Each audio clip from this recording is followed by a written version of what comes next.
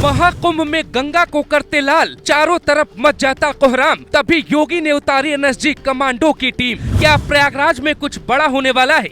एक साथ एनएसजी और कोरस कमांडो को क्यों उतारा गया? ट्रेन के भीतर एनएसजी कमांडो, प्लेटफॉर्म पे कोरस कमांडो, हेलीकॉप्टर से लेके खतरनाक हथियार क्यों तैयार?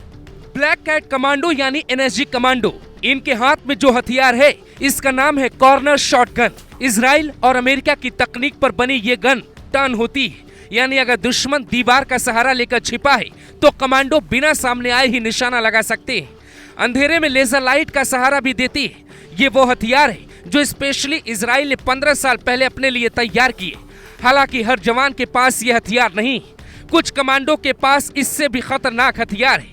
ये है स्पास 15 गन, फ्रांस ने बनाई थी। साल 1986 से ही ये खतरनाक हथियार कमांडोज के हाथों में होते। एनएसजी यानी नेशनल सिक्योरिटी गार्ड्स, एक ऐसी फोर्स जो इंडिया में कहीं भी किसी भी हालात को कंट्रोल कर सकती है। एनएसजी कमांडो प्रयागराज में हेलीकॉप्टर से कहीं भी जरूरत पड़ने पर कूद सकते हैं। एनएसजी कमांडो में आर्मी और पैरामिलिट्री के साथ पुलिस के अच्छे जवानों को शामिल किया जाता है।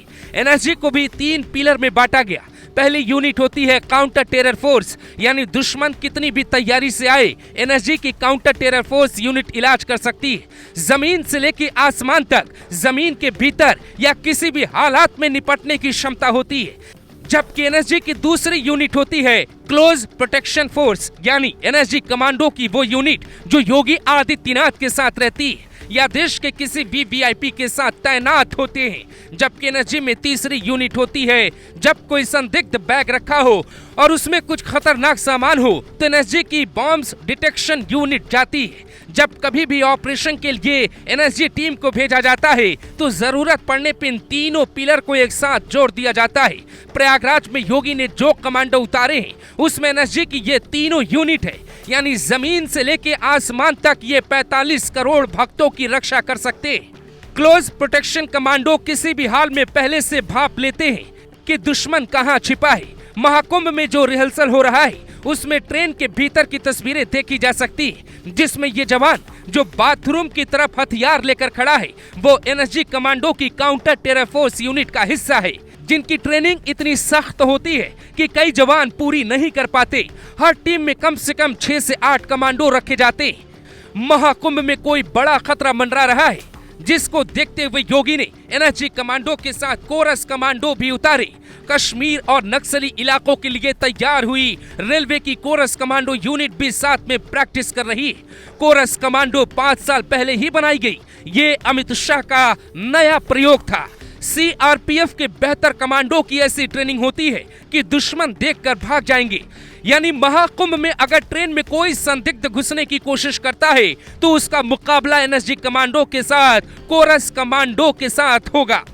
एनएसजी कमांडो को ब्लैक कैट कमांडो कहते हैं और उनकी दोस्ती ब्लैक डॉग से होती है, यानी जो डॉग इनके साथ होते हैं वो बेहद खतरनाक हैं और एनएसजी कमांडो की मदद करते हैं।